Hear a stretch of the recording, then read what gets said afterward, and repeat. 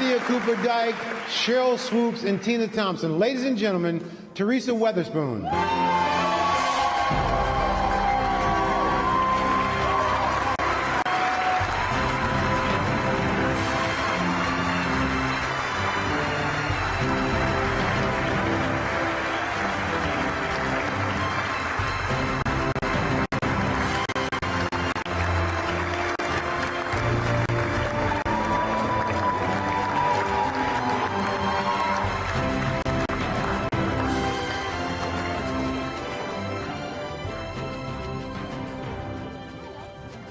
The nature of it, right? Being so excited, you fall your butt up the steps. I didn't want to curse there. My niece and nephews are here, but that's the nature of it when you get nervous. And this is something that I never thought, never ever envisioned in my life. But I do know this is that when God solidifies and glorifies your position and your destination, no one can take that away from you.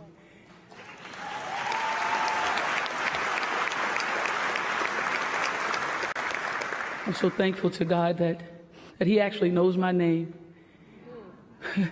He knows my name. And, you know, when you walk away and you transition away from this game, you never know if your name will ever be remembered.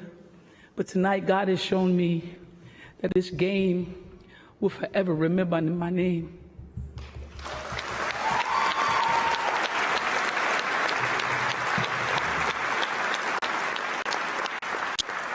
I definitely have to always make sure that I pay attention to history because it's so important. The history of this game of basketball. I wouldn't be standing here and having this opportunity, wouldn't even have the opportunity to play the game if it wasn't for the history. The game has been so kind to me, given me so many things. It's been my sanctuary, it's been my safe haven, a place where I can go and feel good about my life. I had an opportunity with this game to see some things I thought I'd never see, do some things I thought I'd never do, meet people I thought I'd never be able to meet. Like these three right here. These are three great, fierce competitors.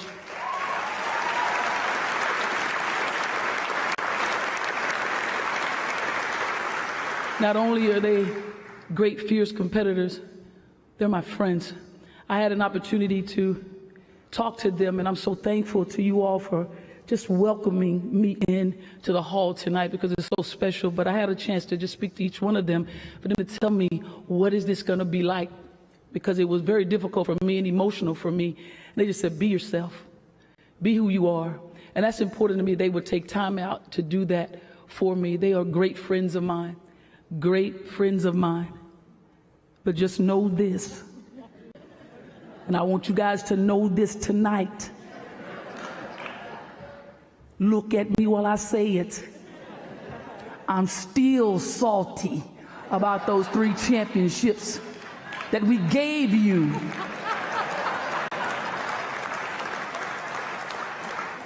I know you guys are still salty about that shot because you got to see it again tonight, didn't you? Yeah, I still got one up on them too. But I truly love and appreciate you guys so very much, more than you guys can ever imagine. You guys, these 3 are great for women's game, but not only for the women's game, for basketball, period.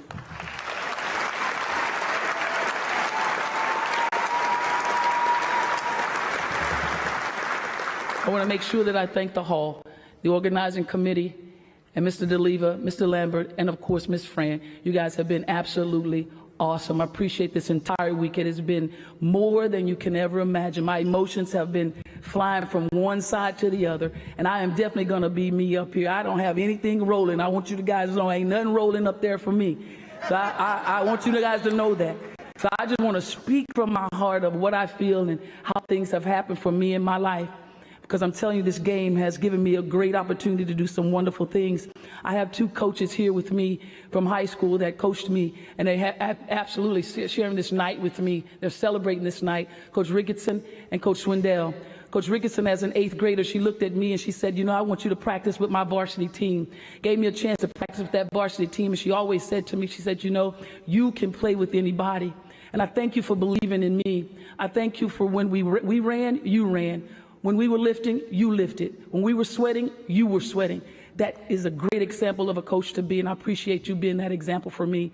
And to Coach Swindell, You showed me that tough love.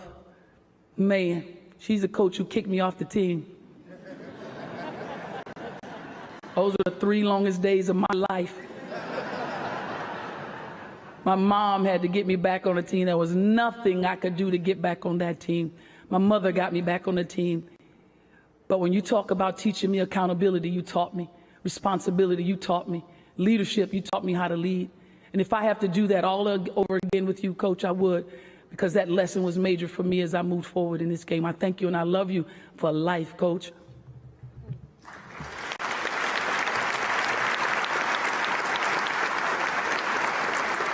And I know those West Sabine Lady Tigers are watching, so like we used to always say when we were little kids, go fight, win, whoosh. I don't know what it meant, but it meant something to us when we went out there. So I love you guys so very much. I know you're watching. And from there, Coach Swindell definitely prepared me the opportunity to play under great leadership at Louisiana Tech, which Louisiana Tech, they call that the Karl Malone country, the big mailman. I love you, big bro. I know you're watching. But we got a chance to play for Louisiana Tech, and I'm so thankful to Dr. F.J. Taylor, Dr. Renaud.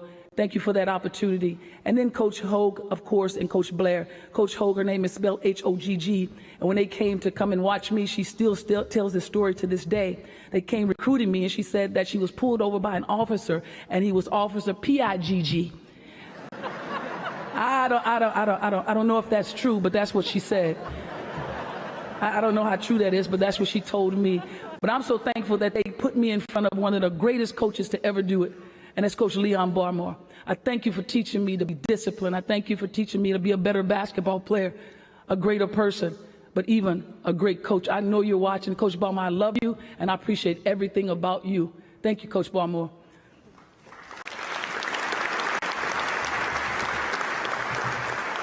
And to the Lady Texans I had a chance to play with, you guys, we were 18, going on 18, 19, 20 years old, trying to find ourselves. We have some great memories that we can share with a lot of people.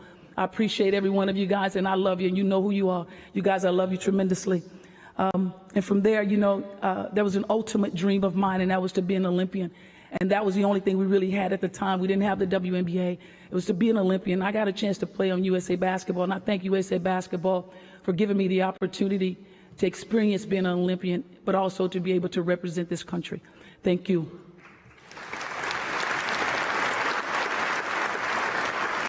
From there, leaving USA Basketball, headed overseas to have to really pursue my career professionally, playing in Italy and playing in Russia. And in Italy, I got a chance to play in Busto Arsizio, Magenta, and Como. I created such great friendships for life.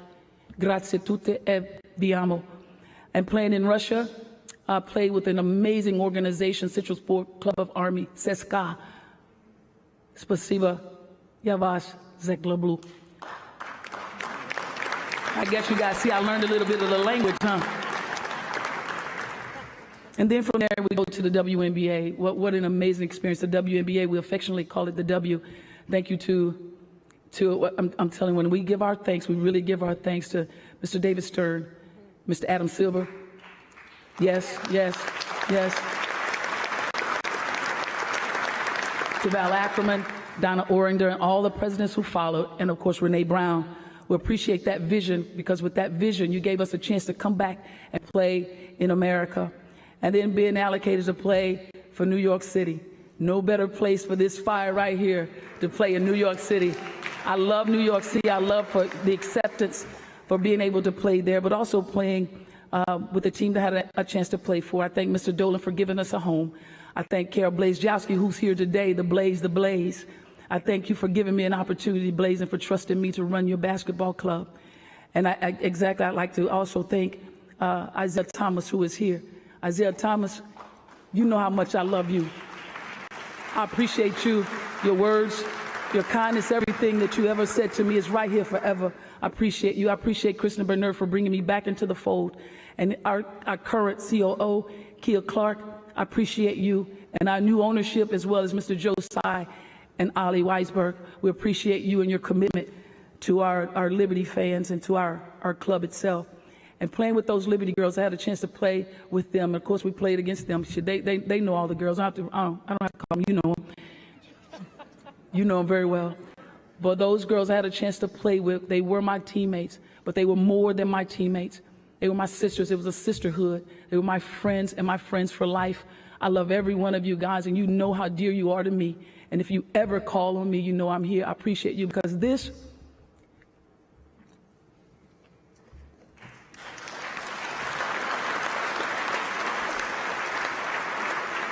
tonight would not be possible for me without you guys. I love you and I appreciate you. And also to the Los Angeles Sparks, that organization, and Penny Toller, I appreciate you. But when it comes down to all of the emotions for me, it's when it comes to thanking my family.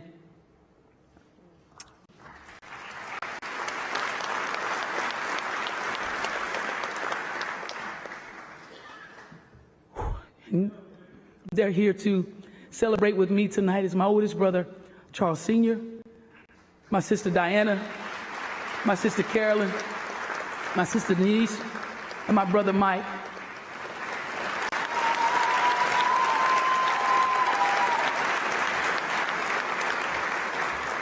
I never had to look outside of my family for my heroes.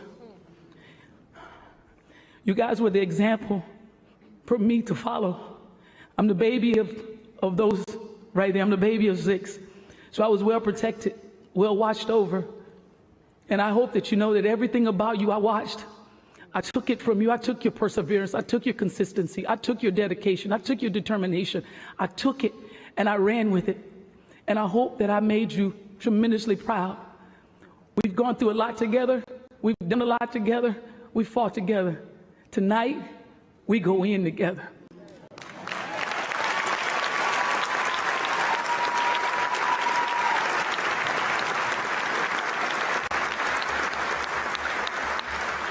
And to my nieces, my nephews, and I also have a great nephew and great nieces. And Dominique, Tanaya, Brandon, Jalen,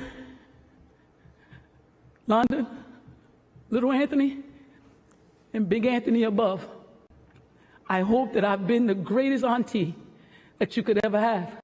I hope that I've been the best example that you could ever have, because God has given me you, and that's the best thing he could have ever done to me, is to make sure that I'm able to say that I'm your auntie. I love you guys with all my heart and all my soul. I love you.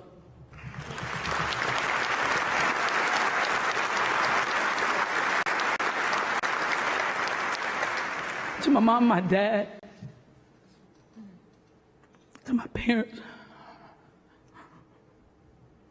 the greatest blessing God has ever bestowed upon me. My dad was a great man, hardworking man, taught us how to work. He's a great provider. My father was the best athlete that I've ever seen. My father played baseball, played with the Minnesota Twins in their minor league clubs. My father to this day still holds a record with 7 grand slams in one season, 2 in one game, and the third one hit the fence. I don't know who was pitching to him, but they did. My father also had a dream. My father played in the state of Louisiana, but because of the color of his skin, my father was not allowed to play. But tonight I can actually say to my dad, Dad, you're a Hall of Fame and no one's going to take that away from you.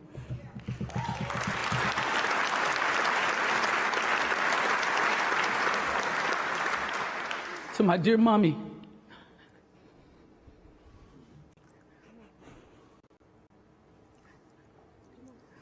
my mother taught me how to operate in the seat of my purpose, with a purpose on purpose. She's my reason, she's my why. She taught me how to turn a no into a yes, a negative into a positive. She taught me how to stand in the face of everything. She would say, when you stand in the face of everything, she'll look at me and she'd say, you're victorious, win. And I hope that my mom knows I take everything that she said, and I know that I'm victorious, and tonight it says it to me that I've been victorious. My mother always said this. She said, every day, at the end of your day, there must be self-evaluation. You know that you're going to do great things for yourself, but at the end of the day, what did you do for someone else? That has stayed with me for the rest of the life, so I hope that my life is touching another life. And I'm going to leave you with this story, and this story means the world to me in my life, and I hope that it touched you. My mother said I was a better storyteller than a basketball player, so I'm going to be what my mother said that I am. There's a story of 3 frogs. I know you like frogs. This girl's up here talking about frogs and we're in the Hall of Fame. 3 frogs, and these frogs fell into a hole of depression. And at the top of that hole, as they're trying to get up out of that hole, at the top of that hole, there's a bunch of haters telling them what they can't do. Those frogs start to try to jump and get up out of that hole. As they were jumping, those haters at the top of that circle saying, you can't do it, it's impossible, why don't you stop jumping? You need to quit, you don't have any value, no need for you to jump and try to get here. One frog died out, he couldn't make it, the words were too piercing, the pressure was just a little bit too much. The 2 frogs kept jumping, and all of a sudden, there goes the haters once again, start to tell you what you can't do. You can't do it. I told you there is no value with you. You don't belong at the top. You need to stop jumping. Stop jumping and die out with your other buddy. Second frog dies out. He couldn't make it. Words too piercing. Pressure is too much.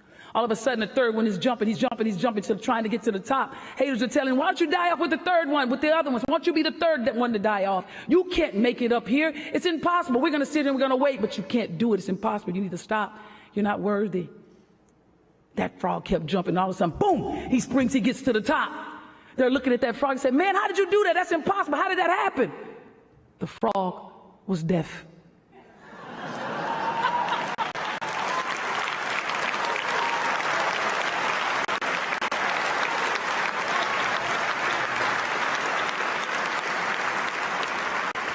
That's me. I was that frog. Turned deaf ears to what people say that you cannot do. Know your worth, know your value. And I say to all of the honorees, congratulations. And I'm so thankful to be going in with you tonight. God bless you and God keep you.